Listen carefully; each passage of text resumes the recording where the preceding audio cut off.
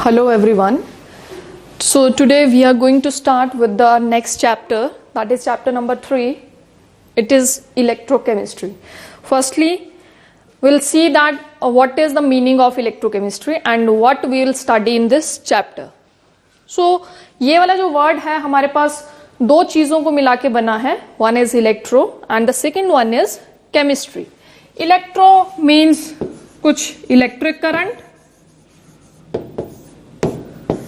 And chemistry में हम generally chemical reactions पढ़ते हैं. तो हम ये मान के चलते हैं कि हम इस चैप्टर में जो पढ़ने जा रहे हैं वो कुछ इलेक्ट्रिक करंट से रिलेटेड होगा and the second one is related to chemical reactions. इस चैप्टर में हम पढ़ेंगे सेल्स के बारे में, बैटरीज के बारे में, और नॉर्मली अगर हम बात करें लाइक हमारे रिमोट के सेल्स हैं या फिर हम टॉर्च में सेल डालते हैं, अगर हम उनकी बात करें तो हम क्या देखते हैं कि भाई उनके अंदर कुछ केमिकल होता है जिनके बीच में केमिकल रिएक्शन होती है और आपको क्या मिलता है, इलेक्ट्रिक करंट मिलता है. तो यही सब हम इस चैप्टर में पढ़ने जा रहे हैं. आगे देखते हैं और कौन कौन से टॉपिक्स हैं जो हम इस चैप्टर में पढ़ेंगे. The first one is electrochemical cell और also known as galvanic cells. Second one is reduction potential, oxidation potential, reduction potential, but now generally the term used is reduction potential only. The next topic which is very important from the examination point of view, from the competitive examination point of view, that is Nernst equation. Next is electrolytic cell and the last one is Faraday's law, जो आप physics में भी बहुत अच्छे तरीके से पढ़ते हैं. Now see,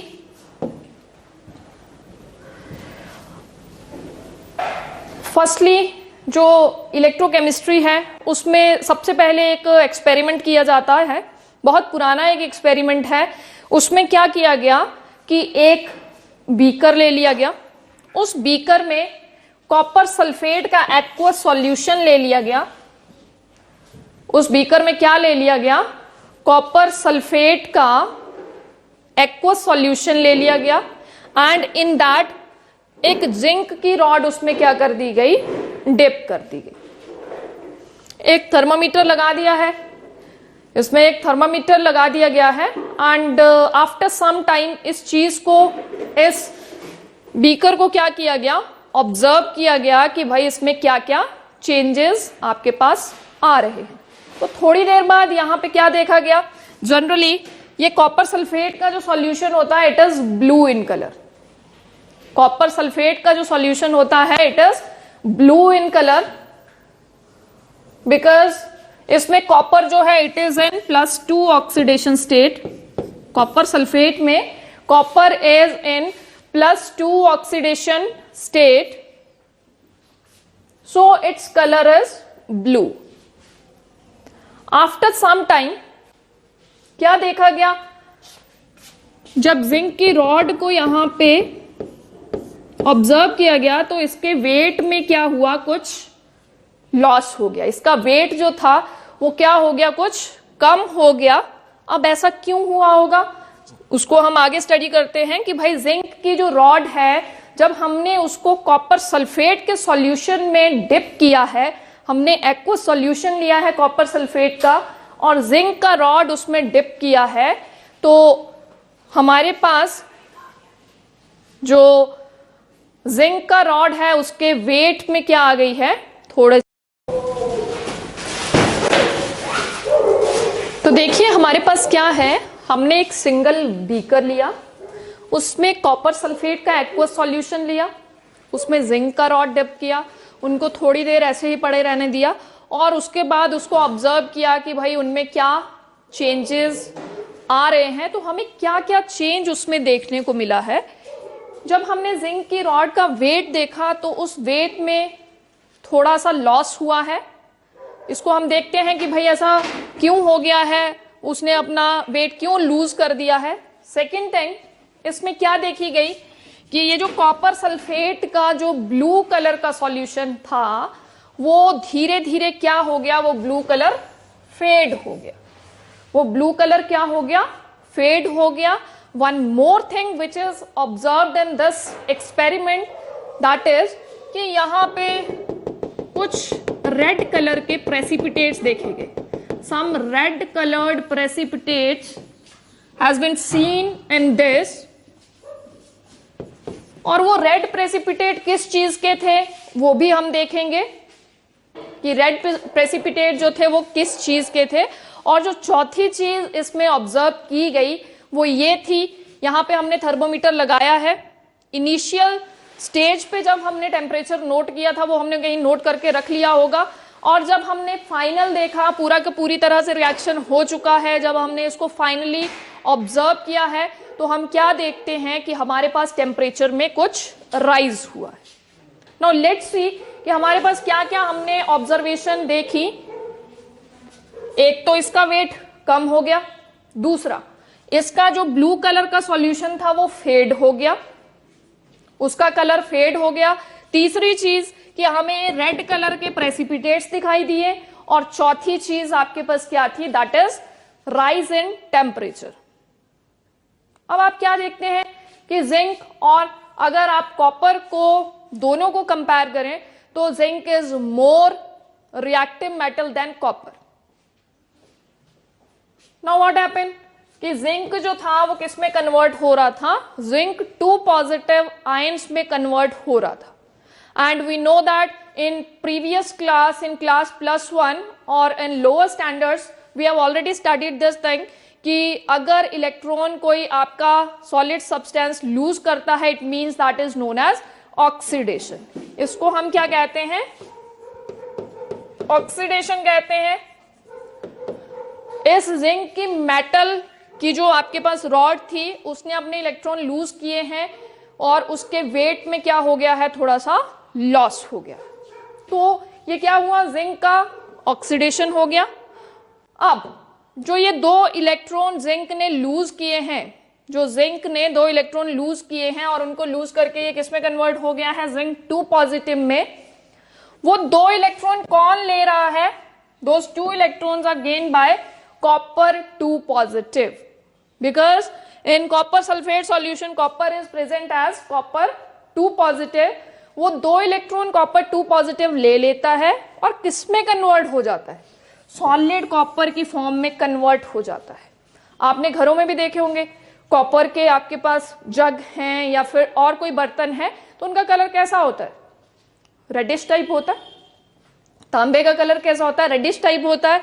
तो जब ये कॉपर 2 पॉजिटिव जब सल्फेट के साथ इसका बॉन्ड बना हुआ था, then this is in +2 oxidation state. जब उसने 2 इलेक्ट्रॉन गेन कर लिए तो वो किस में कन्वर्ट हो गया, वो न्यूट्रलाइज हो गया है, वो सॉलिड स्टेट में कन्वर्ट हो गया है, और उसके कन्वर्जन से जो आपको कलर मिला है that is red. It means कि ये जो रेड प्रेसिपिटेट्स हैं ये किसके हैं, कॉपर के हैं।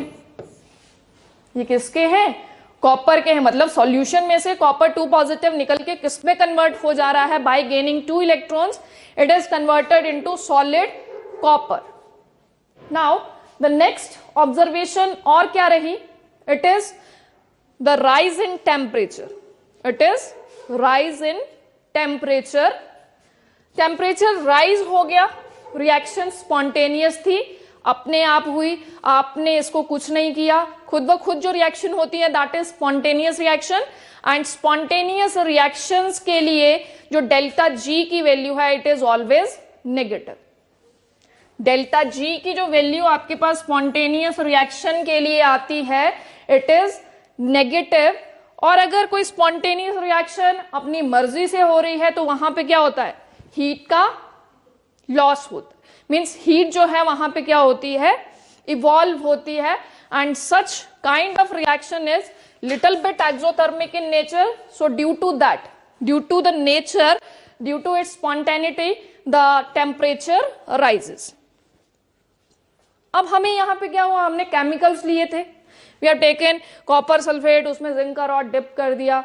तो केमिकल्स जो थे वो क्या हुए, आपस में रिएक्ट हुए और हमें क्या मिला, सिर्फ और सिर्फ एक हीट सी इसमें प्रोड्यूस हुई है, हमें जो कन्वर्जन था, जो एनर्जी का यूजफुल कन्वर्जन था, वो हमें नहीं मिला। हीट मिली जिसका हमने कुछ नहीं किया। आपका सिर्फ जो सॉल्यूशन है उसका टेम्परेचर राइज हुआ है, but that is not useful. One more thing जो आप यहां पे देखेंगे, एक आपके पास क्या हो रहा है, जिंक का ऑक्सीडेशन हो रहा है और कॉपर का क्या हो रहा है, इसमें रिडक्शन हो रहा है। और हमारे पास ऐसी रिएक्शंस जिनमें ऑक्सीडेशन रिडक्शन साइमल्टेनियसली होती हैं, those are known as redox reaction. और इसमें किस तरह की रिएक्शन हो गई, रिडॉक्स रिएक्शन भी दो तरह की होती है, one is direct and another one is indirect redox reaction. तो आप क्या देख रहे हैं इसमें, आप देख रहे हैं कि पूरी की पूरी रिएक्शन एक ही बीकर में हो गई, ऑक्सीडेशन भी उसी में हो गई, रिडक्शन भी उसी में हो गई। तो this is a direct redox reaction. यहां पे रिएक्शन हुई, बट हमें जो रिजल्ट चाहिए था, हमें कुछ बेनिफिट यहां से होना चाहिए था, वो हमें नहीं हुआ है। सिर्फ जो हमारा केमिकल था वो यूज हो गया और हमें सिर्फ क्या मिला यहां से, दैट इज हीट एनर्जी। अब सोचा ये गया कि क्यों ना हम इस केमिकल एनर्जी को यूटिलाइज करें, क्यों ना हम इस केमिकल एनर्जी को किसी और फॉर्म ऑफ एनर्जी में कन्वर्ट करें। तो डायरेक्ट रिएक्शन ना करा के अगर हम इनडायरेक्ट रिएक्शन कराएं, इस पे बहुत ज्यादा रिसर्च हुआ, बहुत ज्यादा स्टडी हुआ और उसके बाद ये कंक्लूजन निकला कि अगर हम रिएक्शन को इनडायरेक्ट कराएं, मतलब दो बीकर में ऑक्सीडेशन अलग कराएं, रिडक्शन अलग कराएं, तो हमें क्या रिजल्ट मिलता है। और उसका रिजल्ट जो था वो फ्रूटफुल था और हमें उसमें से क्या मिला, केमिकल एनर्जी को चेंज करके हमने इलेक्ट्रिकल एनर्जी बना ली। एंड उसे हम क्या कहते हैं, those are known as electrochemical cells. Electrochemical cells को आप गैल्वेनिक सेल्स भी कहते हैं। और इसकी एक फॉर्म जो है दैट इज डेनियल सेल, जो आप स्टडी करते हैं। तो आपको कोई पूछ ले कि ये बताइए इलेक्ट्रोकेमिकल सेल्स क्या हैं, तो आप बोलेंगे कि एक ऐसा डिवाइस है जो इलेक्ट्रिकल एनर्जी प्रोड्यूस करता है by using chemical energy. Chemical आप उसमें यूज करते हैं और उन केमिकल का रिएक्शन होने के बाद आपको क्या मिलती है, इलेक्ट्रिकल एनर्जी मिलती है। जब आप इस टॉपिक को पढ़ते हैं तो एनसीईआरटी की बुक उठा लीजिए, कोई और बुक उठा लीजिए, आपको जो एग्जाम्पल मिलता है वो यही लेके चलता है, that is the cell of zinc and copper, in which type of redox reaction takes place, it is indirect redox reaction। इसमें हम दो बीकर अलग अलग लेते हैं, दो बीकर में हम अलग अलग एक्वस सॉल्यूशन लेते हैं कॉरेस्पॉन्डिंग जिंक और कॉपर का, और उसी का सेम इलेक्ट्रोड आप उसमें डिप करते हैं। Let's see the experimental setup of this zinc and copper cell. यहां पे आपने दो बीकर ले रखे हैं, लेफ्ट हैंड साइड में आपने जिंक वाला बीकर ले रखा है, राइट हैंड साइड में आपने कॉपर सॉल्यूशन ले रखा है, दूसरे बीकर में आपने कॉपर सल्फेट का एक्वस सॉल्यूशन लिया है, इसमें आपने जिंक सल्फेट का एक्वस सॉल्यूशन लिया है।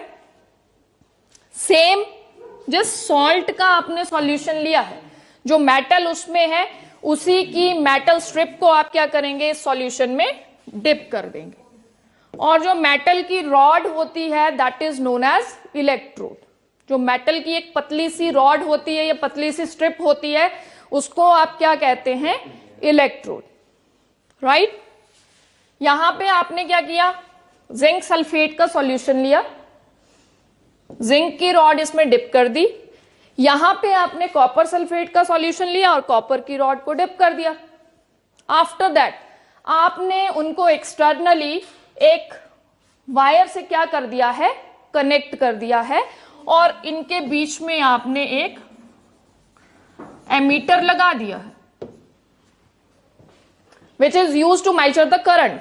जो किसके लिए यूज होगा, करंट को मेजर करने के लिए यूज होगा। साथ में आपने यहां पे एक की भी लगाई है, की का क्या काम है? ऑन और ऑफ होना। की का क्या काम है?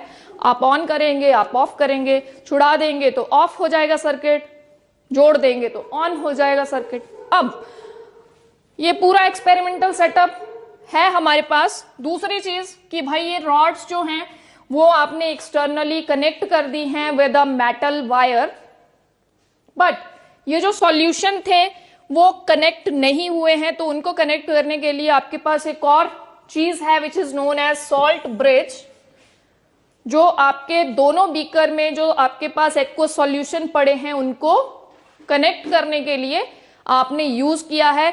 इसको भी हम डिटेल में बाद में स्टडी करेंगे कि सॉल्ट ब्रिज क्या है और उसका फंक्शन क्या है। What is salt bridge and what is the function of salt bridge. आइए देखें इसमें किस तरह की रिएक्शंस हो रही। नाउ सी, अब हमारे पास यहां पे क्या है? जिंक सल्फेट है। जिंक की रॉड आपने इसमें क्या कर दी है? डिप कर दी है। Now if you compare the reactivity of zinc and copper, अगर आप कॉपर और जिंक की रिएक्टिविटी को कंपेयर करें तो zinc is more reactive than copper. और पिछली क्लास में आप ये चीज पढ़ के आए हैं कि जो ज्यादा रिएक्टिव मेटल होती है, मान लीजिए आपके पास दो मेटल्स पड़ी हैं, तो जो ज्यादा रिएक्टिव मेटल होगी उसका ऑक्सीडेशन होगा, और उसके कॉरस्पॉन्डिंग अगर आपने उन दोनों को कनेक्ट कर रखा है तो जो दूसरी मेटल है उसका क्या होगा? रिडक्शन होगा। अब ये ऑक्सीडेशन और रिडक्शन जो है वो दो अलग अलग बीकर में हो रही है। ऑक्सीडेशन और रिडक्शन जो होंगी यहां पे दो अलग अलग बीकर में होंगी, तो ये किस तरह की रिडॉक्स रिएक्शन होंगी? These are the kind of indirect redox reactions. Now अब होता क्या है यहां पे कि ये जो जिंक की रॉड है आपने कनेक्ट कर दिया इसको कॉपर के साथ। जिंक की रॉड जो है वो धीरे धीरे क्या करती है? अपने इलेक्ट्रॉन लूज करती है। जैसा आपने पीछे डायरेक्ट रिडॉक्स रिएक्शंस में भी देखा कि जिंक जो था उसने अपने इलेक्ट्रॉन लूज किए थे और वो किस में कन्वर्ट हो गया था? जिंक 2 पॉजिटिव में कन्वर्ट हो गया था। तो देखिए यहां पे क्या होता है कि एक जिंक जो है, एक जिंक का एटम जो है वो 2 इलेक्ट्रॉन लूज करता है इस तरह से, और ये जिंक 2 पॉजिटिव जो है ये कहां आ जाता है? ये इस एक्वस सॉल्यूशन में आ जाता है। जिंक 2 पॉजिटिव कहां आ गया? एक्वस सॉल्यूशन में आ गया। और जो 2 इलेक्ट्रॉन पर एटम जिंक ने निकाले हैं वो कहां एक्यूमुलेट होना शुरू हो जाते हैं? इस रॉड पे एक्यूमुलेट होना शुरू हो जाते हैं। अब ऐसा नहीं कि सिर्फ एक ही एटम है, बहुत सारे नंबर ऑफ एटम्स, तो नंबर ऑफ इलेक्ट्रॉन्स यहां पे क्या हो जाएंगे? इस रॉड पे इकट्ठा हो जाएंगे, और उनके इकट्ठा होने से क्या हो जाएगा? इस रॉड के ऊपर कैसा चार्ज आ जाएगा? नेगेटिव। इस रॉड के ऊपर कैसा चार्ज आ जाएगा? नेगेटिव चार्ज आ जाएगा। और इस हाफ को हम कह देते हैं oxidation half. This is known as oxidation half, क्योंकि हमारा सेल जो है वो दोनों के दोनों बीकर्स को मिला के बनेगा, तो इसको हमने हाफ इसलिए बोल दिया कि आधा ये और आधा ये, जब दोनों को मिला देंगे तो आपके पास क्या बन जाएगा? एक कंप्लीट सेल बन जाएगा। तो सी, दिस इज ऑक्सीडेशन हाफ। हमने इसको क्यों बोला? क्योंकि अगर हम देखें तो जिंक ने 2 इलेक्ट्रॉन लूज किए हैं, and we know that loss of electron is what? That is oxidation. यहां पे 2 इलेक्ट्रॉन लूज किए, हमने बोल दिया ऑक्सीडेशन है। हमने बोल दिया कि इस तरफ जो आपके पास मेटल की रॉड थी उस पे नेगेटिव चार्ज आ गया, और इस ऑक्सीडेशन हाफ को और आप क्या कहते हैं? That is known as anode. इसको आप क्या कह देते हैं? In case of electrochemical cell, जिस तरफ ऑक्सीडेशन हो रही है वहां पे इलेक्ट्रोड के ऊपर नेगेटिव चार्ज आता है, और उसको हम क्या कहते हैं? एनोड कहते हैं। अब जब आपने इसको कनेक्ट किया तो ये इलेक्ट्रॉन यहां से मूव करना शुरू हुए, यहां से ये चलना शुरू हुए हैं किस तरफ? इस तरफ जाना शुरू हुए हैं। यहां पहुंच गए, यहां पहुंच गए, और क्या हुआ, कॉपर जो था आपके सॉल्यूशन में, इस एक्वस सॉल्यूशन में कॉपर 2 पॉजिटिव प्रेजेंट था।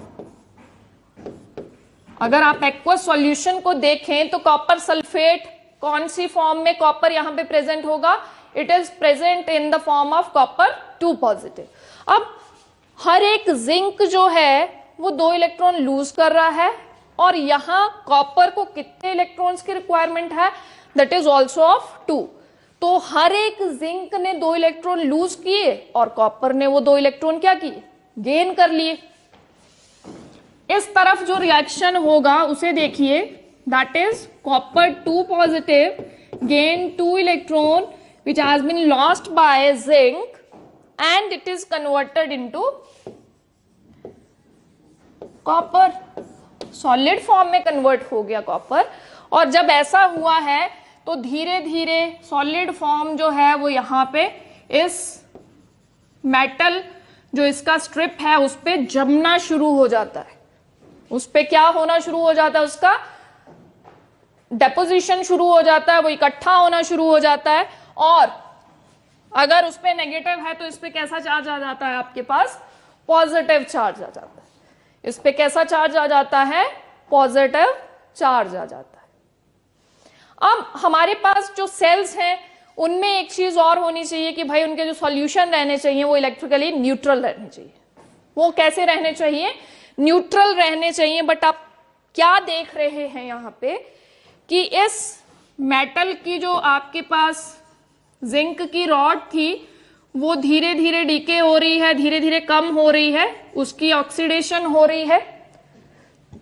जबकि यहां पे कॉपर की जो रॉड है जितना उसका वेट था उससे बढ़ गया। रीजन कि भाई वहां पे कॉपर बन रहा है, कॉपर 2 पॉजिटिव जो है वो किस में कन्वर्ट होता जा रहा है, सॉलिड कॉपर में कन्वर्ट होता जा रहा है, और वो डिपॉजिट होता जा रहा है on what, the metal strip of copper, right. अब जब यहां से जिंक कन्वर्ट हो गया जिंक 2 पॉजिटिव में और 2 इलेक्ट्रॉन उसके यहां से मूव कर गए, इलेक्ट्रॉन तो आपके क्या हो गए, यूटिलाइज हो गए, दूसरी तरफ ले लिए गए हैं। जितने इलेक्ट्रॉन जिंक छोड़ रहा है उतने ही इलेक्ट्रॉन क्या हो रहे हैं, कॉपर उनको क्या कर ले रहा है, ले रहा है। बट सॉल्यूशन में क्या आपके पास मिल रहा है, जिंक 2 पॉजिटिव, जिंक 2 पॉजिटिव, मतलब यहां जिंक 2 पॉजिटिव की कॉन्सेंट्रेशन क्या हो गई, सॉल्यूशन में बढ़ रही है, राइट। और दूसरी तरफ अगर आप देखें, हमने बोला कि कॉपर सल्फेट में कॉपर जो है वो 2 पॉजिटिव और यहां पे सल्फेट भी पड़े होंगे, SO4 2 negative, SO4 2 negative, SO4 2 negative, ऐसे ऐसे आपके कॉपर सल्फेट जो है वो Cu2 पॉजिटिव और SO4 2 नेगेटिव में पड़े होंगे। अब इनमें से कुछ कॉपर 2 पॉजिटिव ने तो इलेक्ट्रॉन गेन कर लिए, अब उनके साथ लगा हुआ सल्फेट तो यही सॉल्यूशन में रह गया। जो उन कॉपर के साथ लगा हुआ सल्फेट का आयन है वो तो सॉल्यूशन में रह गया, मतलब यहां पे सॉल्यूशन पे क्या हो गया, निगेटिव चार्ज। और यहां पे किसकी कॉन्सेंट्रेशन बढ़ गई, कौन से आयंस की कॉन्सेंट्रेशन यहां पे इंक्रीज हो गई है, that is of positive ion की जो कॉन्सेंट्रेशन है इस तरफ इंक्रीज हो गई, राइट। नाउ उसके लिए हमने एक और चीज यहां पे यूज की है, दैट इज सॉल्ट ब्रिज। हमने सॉल्ट ब्रिज लिया, आइए डिस्कस करते हैं कि सॉल्ट ब्रिज होता क्या है। सॉल्ट ब्रिज अगर आप देखें तो एक इन्वर्टेड सी यू शेप ट्यूब है, एक इन्वर्टेड सी यू शेप ट्यूब आपको दिखाई दे रही होगी जिसमें 2 एंड्स हैं, और उन 2 एंड्स में हमने कुछ पोरस मटेरियल लाइक कॉटन वगैरह जो है यहां पे क्या कर दी है, लगाई हुई है। और इसके अंदर जो है, इसके अंदर हमने कुछ इनर्ट सॉल्ट्स जो हैं उनको फिल किया है, उनका अगर सॉल्यूशन जो है हमने इसमें फिल किया है। और those inert salts, it may be KCN, potassium cyanide हम यूज कर सकते हैं, पोटेशियम नाइट्रेट हम यूज कर सकते हैं। तो इस तरह के हमारे पास जो है वो इनर्ट सॉल्ट्स हमने यूज किए हैं। KCl हम यूज कर सकते हैं, अमोनियम नाइट्राइट हम यूज कर सकते हैं, विच आर इनर्ट सॉल्ट्स। अब फंक्शन क्या है? फंक्शन हमारे पास एक तो इसने हमारे सर्किट को कंप्लीट कर दिया। पहले हमारे सॉल्यूशन आपस में कनेक्टेड नहीं थे, तो सॉल्ट ब्रिज ने क्या किया, उन दोनों सॉल्यूशंस को क्या कर दिया है, आपस में कनेक्ट कर दिया। अब जो हमने इनके अंदर, इस सॉल्ट ब्रिज के अंदर हमने इनर्ट सॉल्ट्स लिए हैं, they are chemically inert, chemically जो है वो आपका इनर्ट है। अब होता क्या है, यहां पे जिंक 2 पॉजिटिव की कॉन्सेंट्रेशन बढ़ गई, यहां पे SO4 2 नेगेटिव की कॉन्सेंट्रेशन बढ़ गई। उसको न्यूट्रलाइज करने के लिए, मान लीजिए मैंने KCl लिया है, suppose I have taken KCl, अगर solution of KCl inside this salt bridge, अगर सॉल्यूशन जब आप बनाते हैं तो that is in liquid form, जब आप उसको बना रहे होते हैं फिर फिल कर देते हैं, और जब वो सॉल्यूशन ठंडा होता है तो वो सॉलिडिफाई हो जाता है। मरकरी का यूज करते हैं हम जनरली अमलगम या अगर बनाने के लिए, तो वो सॉलिडिफाई हो जाता है। यहां पे हम पोरस प्लग लगा देते हैं दोनों साइड्स, राइट, और उसके बाद ये जो आपके पास इनर्ट सॉल्ट्स हैं, यहां से इसके आयंस, KCl क्या है, एक स्ट्रॉन्ग सॉल्ट आप कह सकते हैं, तो ये क्या है, K पॉजिटिव और Cl नेगेटिव है इसमें, it has K positive and Cl negative. अब ये आयंस जो है, यहां पे जिंक 2 पॉजिटिव, तो यहां से Cl नेगेटिव आयन आता है और इसको क्या कर देता है, सॉल्यूशन को न्यूट्रलाइज कर देता है। अदरवाइज तो सॉल्यूशन में क्या हुआ, पॉजिटिव चार्ज इंक्रीज हो गया, इधर नेगेटिव चार्ज इंक्रीज हो गया। उसको न्यूट्रलाइज करने के लिए जो है वो सॉल्ट ब्रिज अपने सॉल्ट का काम करता है, वहां से वो सॉल्ट में से आयंस जो हैं उस पॉजिटिव और नेगेटिव आयन के साथ कनेक्ट हो जाते हैं और उनको क्या कर देते हैं, न्यूट्रलाइज कर देते हैं। The very important function of the salt bridge is what, that it is maintaining the electrical neutrality of the solution. Both this solution electrical उनको क्या कर देता है, वो न्यूट्रल कर देता है। Now let's see the reactions. हमारे पास इस तरफ सॉल्यूशन में जिंक 2 पॉजिटिव की कॉन्सेंट्रेशन बढ़ गई थी, Cl नेगेटिव आया और उसने क्या कर दिया, उसको न्यूट्रलाइज कर दिया। This is also a salt, neutralize कर दिया, salt is neutral. You know this reaction की जब एसिड बेस आपस में रिएक्ट करते हैं तो एक सॉल्ट बनता है, मतलब हम सॉल्ट की बात कर रहे हैं, तो that salt is what, neutral होता है सॉल्ट। पॉजिटिव जितना उतना ही उसके ऊपर क्या है, नेगेटिव, तो दैट इज न्यूट्रल। ये रिएक्शन हो गई आपकी एनोड वाली साइड पे, ऑक्सीडेशन हाफ में, और कैथोड पे देखेंगे, आप कह रहे हैं या हम देख रहे हैं कि कैथोड पे SO4 2 नेगेटिव की कॉन्सेंट्रेशन बढ़ गई थी। वहां पे क्या होगा, K पॉजिटिव आएगा, रिएक्ट करेगा and converted into K2SO4, again neutralization हो गया। आपके जो सॉल्यूशन थे जिनके ऊपर पॉजिटिव और नेगेटिव चार्ज बढ़ रहा था, किसकी वजह से, ऑक्सीडेशन और रिडक्शन की वजह से, that is neutralized by the salts of salt bridge. So this is a very important function of salt bridge, I think. See, I written over here that salt bridge and its function, which is very important question from the examination point of view. very जितनी बार लिखेंगे उतनी बार कम है। very important question is this कि salt bridge क्या है, एक inverted U shaped tube है, inverted U shaped tube है, और उसमें क्या भरा है, I will not right each and everything, only few main points. Inverted U shaped tube है, इनर्ट सॉल्ट्स भरे हुए हैं उसमें, inert salts in it like KCl, KNO3, like this. दूसरी चीज, ये तो हो गया सॉल्ट ब्रिज के बारे में थोड़ा सा इंफॉर्मेशन। उसके बाद जो फंक्शन है that is very very important. Function इसका क्या था? It has completed the circuit, circuit completion कर दिया इसने, या सर्किट को कंप्लीट कर दिया है इसने। और दूसरा जो मेन चीज है that is what, it maintain the electrical neutrality, it maintain the electrical neutrality.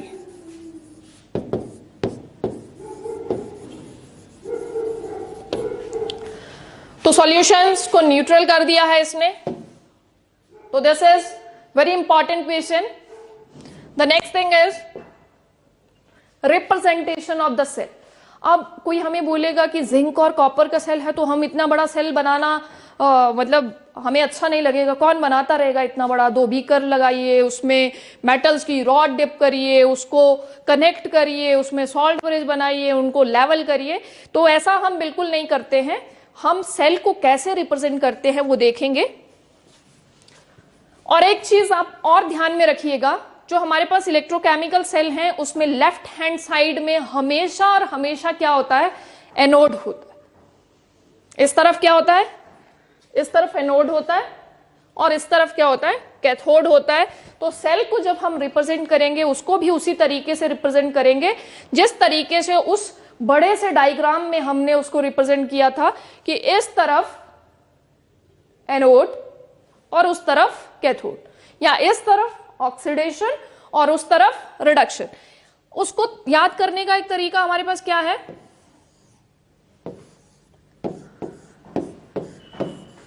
एक हमारे पास निमोनिक है टू मेमोराइज द थिंग कि भाई लेफ्ट हैंड साइड में क्या होता है। हम जनरली कंफ्यूज हो जाते हैं, मतलब मैं भी कंफ्यूज हो जाती थी कि ये क्या है, ऑक्सीडेशन किधर होगा, रिडक्शन किधर होगा।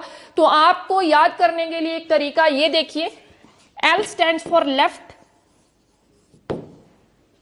L stands for left। आप ऐसे खड़े हो जाइए, this is left and this is right। left, O for oxidation,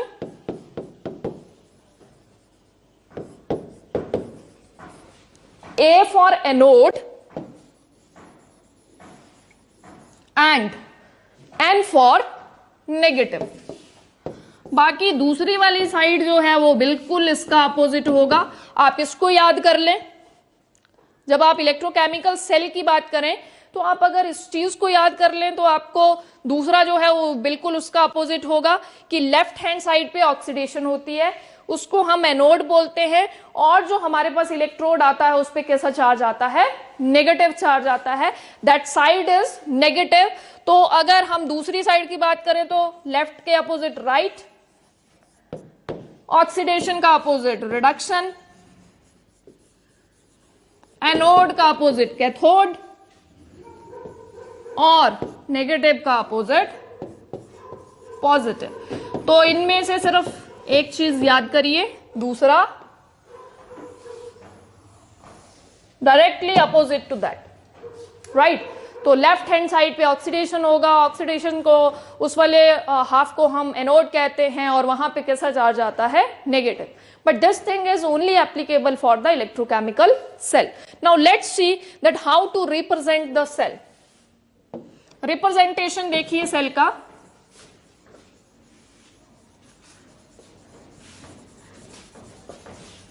representation of cell.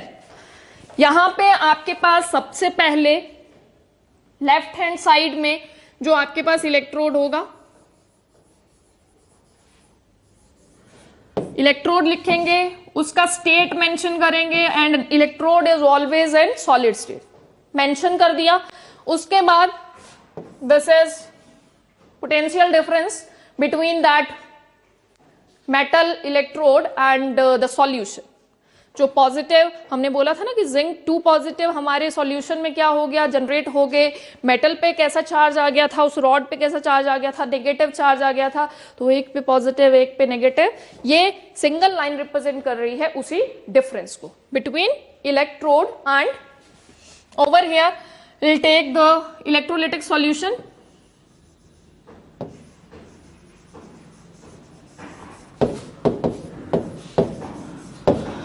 and mention the concentration within the brackets. उसके बाद आप एक डबल लाइन लगाते हैं which represent salt bridge. वो किसको रिप्रेजेंट करती है? सॉल्ट ब्रिज को रिप्रेजेंट करती है। और उसके बाद हम जो कैथोड वाली साइड में इलेक्ट्रोलिटिक सॉल्यूशन होता है उसको लेते हैं, मेंशन करते हैं उसकी concentration with in the brackets, पूरा नहीं आया है यहां पे। फिर उसके आगे एक लाइन लगाते हैं, मैंने यहां लगा दिया है, और उसका इलेक्ट्रोड को हम मेंशन करते हैं, विद इन द ब्रैकेट हम उसकी स्टेट को मेंशन करते हैं। तो this is the way that how to represent an electrochemical cell. इस तरफ क्या होता है? एनोड, जैसा कि सेल था हमारे पास, इस तरफ एनोड था, उस तरफ हमारे पास कैथोड था, और इस तरफ क्या होता है हमारे पास? कैथोड। इस तरफ हमारे पास क्या होता है? कैथोड। अब जो हमारे पास अभी अभी हमने एक सेल पढ़ा जिंक और कॉपर का, तो जिंक और कॉपर के सेल में हमने रिएक्शंस ऐसे ही की थी, हम कंप्लीट सेल रिएक्शन भी देख लेते हैं। आपको बोल दिया कि भाई इस वाले सेल को क्या करिए? रिप्रेजेंट करिए, रिप्रेजेंट जिंक कॉपर सेल। तो अब आप वो बड़ा वाला डायग्राम बनाने मत लग जाना, आप सिंपली जैसे अभी अभी हमने किया हम लिखना सीख लेते हैं, थोड़ा सा आप प्रैक्टिस करेंगे और ज्यादा परफेक्ट आप हो जाएंगे, और फिर आपको कोई भी सेल दिया आपने फटाफट से उसको रिप्रेजेंट कर दिया। बशर्ते आपको क्या पता होनी चाहिए? इलेक्ट्रोकेमिकल सीरीज के बारे में पता होना चाहिए, कौन सी ज्यादा रिएक्टिव मेटल है, कौन सी कम रिएक्टिव है, किसका ऑक्सीडेशन होगा, किसका रिडक्शन होगा। तो यहाँ पे हमारे पास जिंक इज मोर रिएक्टिव, इसका ऑक्सीडेशन होता था 2 positive plus 2 electron, this is oxidation half, this is the reduction half, in which copper 2 positive is converted into, it gained 2 electron, then it is converted into copper solid. I am not mentioned in this. So complete cell reaction, cell तो कब बनेगा? जब दोनों को आप क्या कर देंगे? इकट्ठा कर देंगे। कंप्लीट सेल रिएक्शन देखिए, जिंक प्लस कॉपर 2 पॉजिटिव, ये वाले 2 इलेक्ट्रॉन इससे कट गए हैं। कभी भी आप रिडॉक्स रिएक्शन में इलेक्ट्रॉन्स नहीं देख पाते हैं, जितने इलेक्ट्रॉन्स लूज होते हैं उतने ही क्या कर लेता है? दूसरा वाला गेन कर लेता है। The net loss and gain of electron in a redox reaction is 0, right? Now representation देखिए कैसे रिप्रेजेंट करें। ऑक्सीडेशन हाफ ये था, रिडक्शन हाफ ये था। How to represent this zinc and copper cell? Zinc का इलेक्ट्रोड लिख दिया, उसका इलेक्ट्रोलाइट या तो पूरा जिंक सल्फेट लिख दो, या उसको आप आयंस की फॉर्म में लिख दीजिए कि जिंक सल्फेट में से जिंक 2 पॉजिटिव हमारे पास था, Zn 2 पॉजिटिव। कॉन्सेंट्रेशन अगर दे रखा है मेंशन करिए, मोल्स में होगी 1 molar 2 molar and so on. चलिए आगे वाले पेज पे करते हैं इसको। जिंक कॉपर के सेल को कह रहा है रिप्रेजेंट करिए।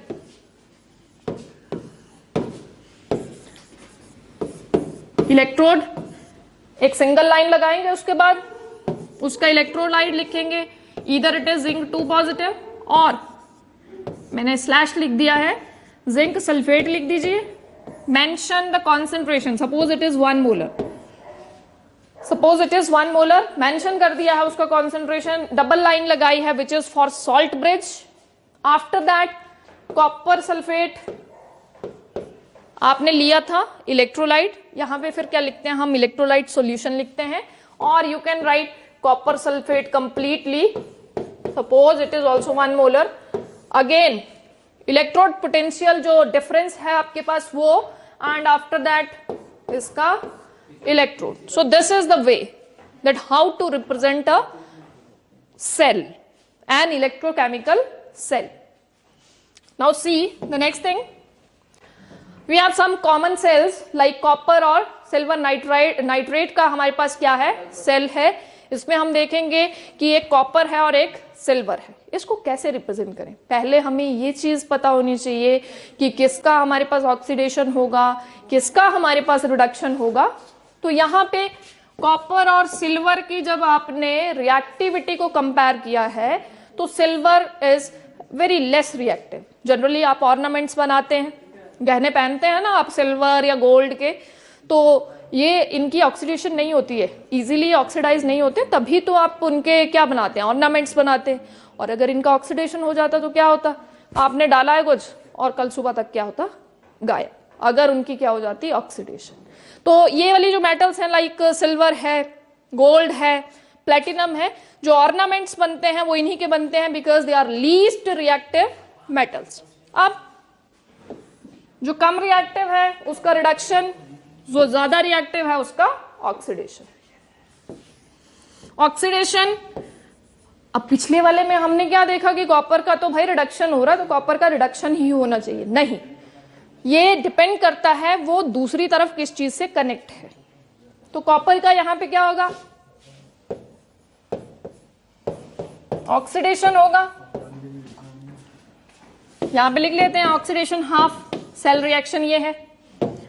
The second one is reduction half in which silver one positive. Silver has only one positive charge. It gain only one electron. यहां पे एक चीज और हम समझेंगे, सॉलिड स्टेट में कन्वर्ट हो जाता है। अभी अभी हमने पहले कहा कि भाई अगर रिडॉक्स रिएक्शन है तो नेट गेन और लॉस ऑफ इलेक्ट्रॉन क्या होना चाहिए, बराबर। बट यहां पे मुझे क्या दिख रहा है, ये 2 है और ये 1 है, तो हम इस इक्वेशन को क्या कर देते हैं, multiply this equation with 2। Number of electrons बराबर हो जाएंगे, कट जाएंगे, बट जो आपकी कंप्लीट सेल रिएक्शन आएगी पहले वो देखेंगे। कॉपर प्लस पूरी रिएक्शन को 2 से मल्टीप्लाई करेंगे, इट इज 2 Ag पॉजिटिव, ये 2 इलेक्ट्रॉन और 2 इलेक्ट्रॉन कट जाएंगे and it is copper 2 positive plus 2 silver which is in solid state. This one more thing, add one more thing that it is also in solid state. So how to represent this cell? हमने बोला इस तरफ anode आएगा, इस तरफ cathode आएगा। देखिए how to represent this cell. Anode क्या है, यहाँ पे कॉपर है, कैसे करते हैं हम रिप्रेजेंट, कैसे करते हैं सेल को। सबसे पहले इलेक्ट्रोड आता है, कॉपर का electrode, solid state,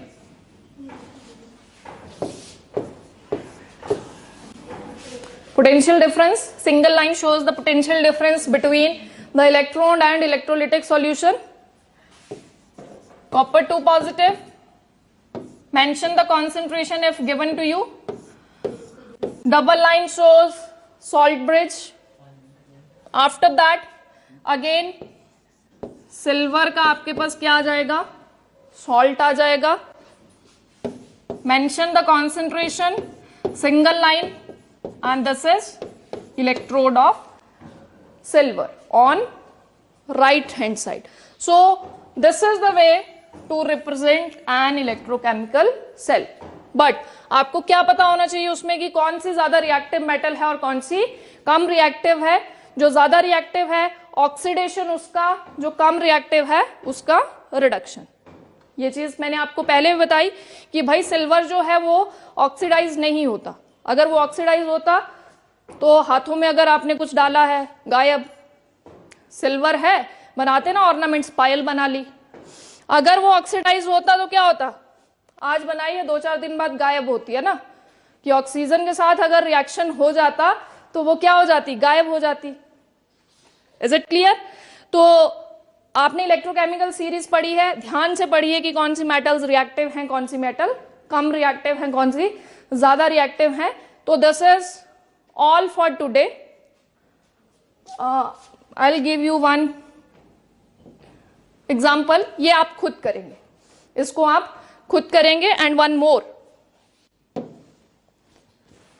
return over here, zinc और HCl का सेल है, ऑक्सीडेशन जिंक का होगा, क्योंकि यहां पे अगर हम हाइड्रोजन को देखें और उस सीरीज पे अगर हम नजर डालें तो zinc is above the hydrogen. जो मेटल ऊपर है वो ज्यादा रिएक्टिव है, उसी को उस सीरीज को उसी तरीके से आपने क्या किया है, अरेंज किया है कि पहले एक्टिव, उसके बाद कम एक्टिव, फिर नीचे बिल्कुल ही अनरिएक्टिव मेटल्स आपने रखी हैं, तो इस तरह से आपके पास रिएक्शन होगा। ये देखिए, this is loss of electron, zinc is converted into zinc 2 positive and these 2 electrons are gained by H positive which is converted into, ये gaseous form में होता है, this is in the form of gas and representation, this is the representation of this cell। ये platinum क्यों लिखा?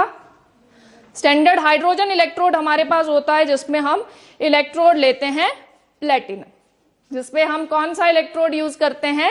That is platinum. Standard hydrogen electrode +1 का topic है, +2 में भी इंपॉर्टेंट है, हम इसको डिटेल में करेंगे और इस चीज को हम वहां भी डिस्कस करेंगे। So this is all for today, thank you.